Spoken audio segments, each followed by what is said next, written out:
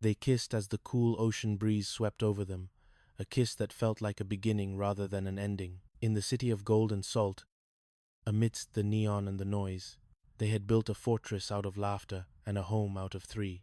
The wind through the palms sang its final chorus. It didn't whisper about secrets anymore. It whispered about the future. Because when you knock on the door of apartment 201, you don't just find a lovable space, you find a family. And in the rendezvous called life, that is the greatest masterpiece of all. Chapter 25. The Golden Ladle. The Golden Ladle. The morning of the final exam at the Escoffier Academy arrived with a heavy, salt-laden fog that clung to the windows of apartment 201. Jack hadn't slept. He had spent the night mentally rehearsing the reduction of a demi-glaze. "You're going to be brilliant, Jack," Janet said, pressing a travel mug of strong coffee into his hand. "Just remember what you told me. Cook from the heart, not just the recipe." Jack took a deep breath.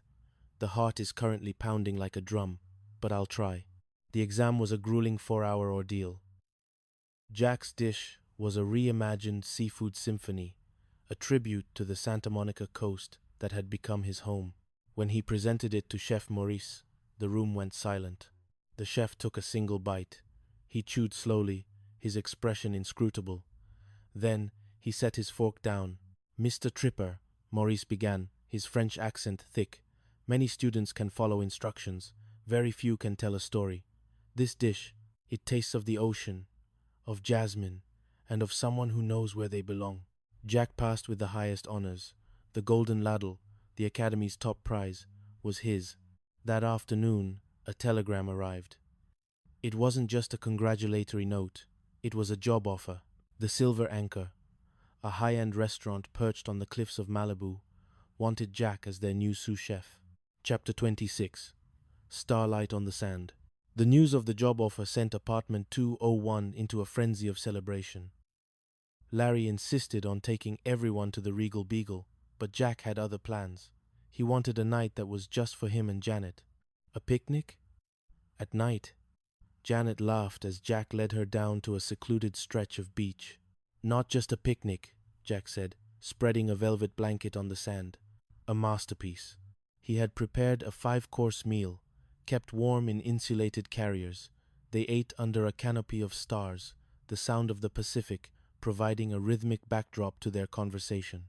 Jack felt a ring box burning a hole in his pocket.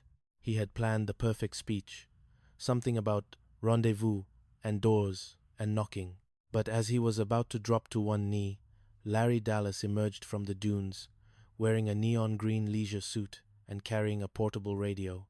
"Hey, lovers, I thought you could use some mood music," Larry shouted, turning the radio to a loud disco track.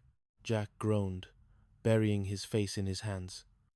"Larry, this was a private moment." "Private? On a public beach? Don't be selfish, Jackie. Come on, let's hustle." The proposal was thwarted, but as Janet laughed and danced with Jack on the sand, he realized he didn't need a grand gesture. Every moment they shared was a promise. Chapter 27. The Ghost of the Anchor. Jack's first week at the Silver Anchor was a whirlwind of activity. The restaurant was beautiful, the staff was professional, and the owner, Sebastian Vane, was. Jack froze when he saw the name on the office door. "Vane? Is he related to Julian?" "Sebastian is Julian's older brother," the head chef whispered. "But don't worry, they haven't spoken in years. Sebastian is the good one." But Sebastian wasn't just Julian's brother. When Janet came to the restaurant to surprise Jack for lunch, the color drained from her face. "Sebastian," she whispered. The tall, silver-haired man looked up from his ledger. "Janet? Janet Wood. My God, it's been a decade." Sebastian was Janet's high school sweetheart, the one who had gone off to Europe to study business and never looked back. The air in the room suddenly felt very cold. Jack stood in the doorway, his chef's whites feeling like a costume, watching the man who had been the first in Janet's life. Chapter 20. Jealousy's Flame. The presence of Sebastian Vane at the restaurant became a constant ache for Jack. Sebastian was everything. Jack wasn't wealthy, sophisticated, and he shared a history with Janet that Jack could never touch. "You're just an old friend, Jack," Janet insisted one evening as they sat in the living room. "Here helping me with some logistics for the shop. He knows the Malibu market." "Logistics? Is that what they call it when he takes you out for business dinners at the pier?" Jack's voice was sharper than he intended. "Here my boss is boss, Jack. I'm trying to be professional." The tension boiled over when Sebastian offered to buy the building. Apartment 201 was in, claiming he wanted to protect Janet and her roommates from future Julians. "I don't want your protection, Sebastian," Jack shouted when the man visited the apartment. "And I don't want your money. We take care of our own here." "And how are you doing that, Jack?" Sebastian asked calmly. "By making her work 12-hour shifts at a flower shop while you're playing with pans in Malibu? She deserves more than this stucco box." Janet looked at Sebastian, then at Jack. Chapter 29. The Great Fire. The climax came on a Friday night, the busiest night of the year, at the Silver Anchor. A faulty gas line in the kitchen ignited, and within minutes, the back of the restaurant was a wall of flame. Jack didn't think. He grabbed a fire extinguisher and fought his way through the smoke to clear the staff. He found Sebastian trapped in his office, the door jammed by a fallen beam. "Jack, get out!" Sebastian coughed, his face blackened by soot. Jack didn't leave. He used all his strength to heave the beam aside, dragging Sebastian out just as the roof began to groan. They emerged into the salt air, gasping for breath, as fire trucks wailed in the distance. Janet arrived at the scene, her face pale with terror. She ran past the police line, her eyes searching the crowd until they found Jack. She threw herself into his arms, sobbing. I thought I lost you," she cried. Sebastian stood a few feet away, watching them. He saw the way Janet held Jack, not with the nostalgia of a high school romance, but with the desperate, bone-deep love of a woman who had found her soulmate. "He's a better man than I gave him credit for." "Janet," Sebastian said, his voice raspy, "I'm leaving for Europe again. The restaurant. I'll rebuild it. But I think it's time I left the logistics of your life to the professional." Chapter 30. The Ultimate Rendezvous. A month later, apartment 201 was back to its chaotic, beautiful normal.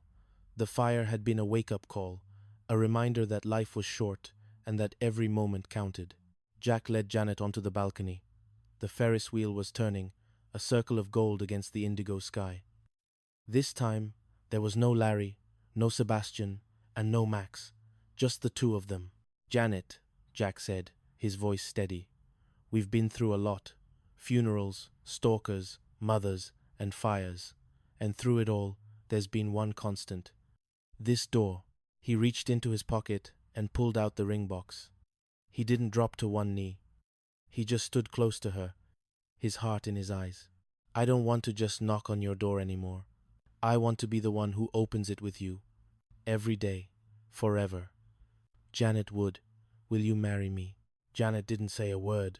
She just leaned in and kissed him, a kiss that tasted of salt and sea and a million tomorrows. "Yes, Jack," she whispered. 1,000 times, yes. Inside, Cindy and Larry were hiding behind the curtains, cheering and popping a bottle of cheap champagne. Even Mr. Furley was there, dabbing his eyes with a handkerchief. "Three's company. 2, Cindy shouted, running out to hug them. "But I think we're going to need a bigger sign." Jack looked at his friends, his family, and the woman who had changed his life. He looked at the stucco building and the neon lights of Santa Monica. He had found his place. He had found his rendezvous. The wind through the palms sang a final, joyous note. The door was open, the lights were on, and the stars were bright. Because in the end, it didn't matter who hers were or who his was. They were theirs, and that was all that mattered. Chapter 31. The morning after the yes. The morning sun over Santa Monica felt different. It was warmer, brighter, and carried the weight of a million new possibilities. Jack woke up on his couch, still a gentleman, until the final vows were exchanged, and found himself staring at the ceiling of apartment 201 with a goofy, permanent grin. "Jack, are you awake or just admiring the plaster?" It was Janet, leaning against the doorframe of her bedroom.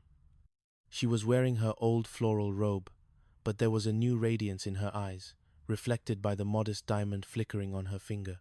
"I'm awake," Jack said, sitting up, "and I'm officially the luckiest man in this area code, maybe the state." "Well, luckiest man. You better get your chef's hat on. Cindy is already in the kitchen, trying to make engagement breakfast, and I think I smell something burning." Jack jumped up. "Not the kitchen! That's my sanctuary." They spent the morning in a bubble of bliss, but it was quickly popped by a thunderous knock on the door. It was Larry, wearing a velvet suit that was 3 shades of purple too loud.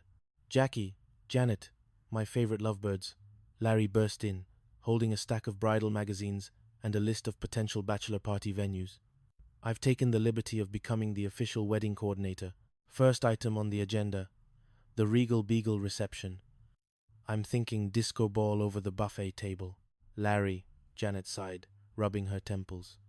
"We just got engaged 12 hours ago. We haven't even called my mother yet."